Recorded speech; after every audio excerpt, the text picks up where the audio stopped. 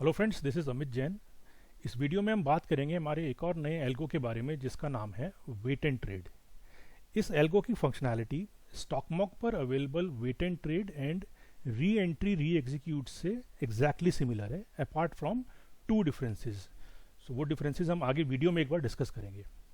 तो हम एक बार समझते हैं कि इस एल्गो को सेटअप कैसे करते हैं, कि किस तरह से ये स्टॉकमॉक से इसके फीचर्स मैच करते हैं। तो हम एक बार स्टॉकमॉक की वेबसाइट पर भी चलते हैं और यहाँ पर मैं एक स्ट्राइक सेलेक्ट कर लेता हूँ, कोई भी। ओके, तो यहाँ पर स्टॉकमॉक हमें wait and trade and re entry re execute के दो फीचर्स हमें यहाँ पर प्रोवाइड करता है।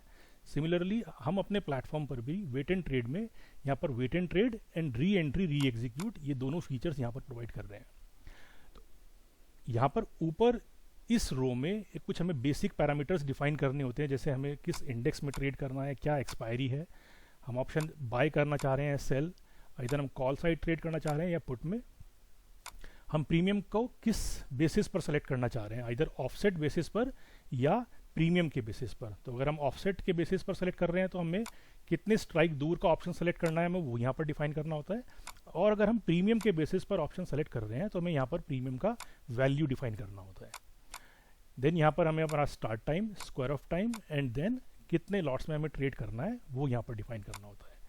उसके बाद यहाँ पर नीचे की रो में हमें कुछ एंट्री के पैरामीटर्स यहाँ पे डिफाइन करने होते हैं, इसको भी हम एक बार समझते हैं।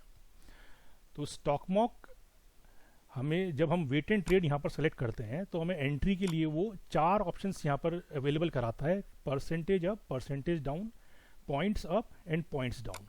एंड टारगेट में वो दो ऑप्शन हमें प्रोवाइड करता है, target percentage, target points. And similarly stop loss में भी stop loss percentage and stop loss point. हम अपने एल्गो में भी यहाँ पर एंट्री में चारों ऑप्शन दे रहे हैं: point up, point down, percentage up, percentage down. Target में भी हम target points, target percentage. Stop loss में भी stop loss points and stop loss percentage.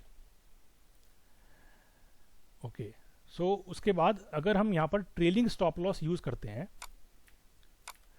तो ट्रेलिंग स्टॉप लॉस में स्टॉकमॉक यहाँ पर दो इनपुट पैरामीटर्स डिमांड करता है। पहला कि ऑप्शन के कितने पॉइंट्स या परसेंटेज मूव के बाद आप कितने पॉइंट्स या परसेंटेज से अपने स्टॉप लॉस को शिफ्ट करना चाहते हैं। तो हम अपने एल्गो में यहाँ पर ट्रेलिंग में सिर्फ पॉइंट्स में इनपुट ले रहे हैं। तो हम यहाँ पर डिफाइन करते हैं, यहाँ पर एक बीच में सेपरेटर मार्क है। इस सेपरेटर मार्क से पहले हमें यहाँ पर डिफाइन करना होता है कि कितने पॉइंट्स के मूव के बाद हम कितने पॉइंट से अपने स्टॉप लॉस को शिफ्ट करना चाहते हैं। तो दैट मीन्स कि ये पॉइंट्स आपके ऑप्शन के फेवर में है। तो इन केस आप जो ऑप्शन आपने शॉर्ट किया है या बाय किया है, ऑप्शन कितने पॉइंट्स आपके फेवर में आने के बाद कितने पॉइंट से आप अपने स्टॉप लॉस को शिफ्ट करना चाहते हैं वो आप यहाँ पर डिफाइन कर सकते हैं। तो दो जो फीचर्स या फंक्शंस हमारे स्टॉकमॉक से डिफरेंट है, पहला कि स्टॉकमॉक अपने प्लेटफॉर्म पर 1 मिनट कैंडल प्राइस को कंसिडर कर रहा है, चाहे वो एंट्री के लिए हो चाहे वो री एंट्री के लिए हो। वेरेज हम अपने प्लेटफॉर्म पर एंट्री या री एंट्री के लिए ऑलवेज एलटीपी को कंसिडर कर रहे हैं। तो पहला तो डिफरेंस ये है। एंड जो दूसरा डिफरेंस है वो ये कि अगर हम यहाँ पर re entry and re execute को सेलेक्ट कर लेते हैं स्टॉकमॉक पर, तो हमें स्टॉकमॉक यहाँ पर ट्रेलिंग का फीचर यहाँ पर प्रोवाइड नहीं करता है। तो अगर मैं ट्रेलिंग का फीचर यूज करना चाहता हूँ तो मुझे re entry and re execute को अनसेलेक्ट करना होगा।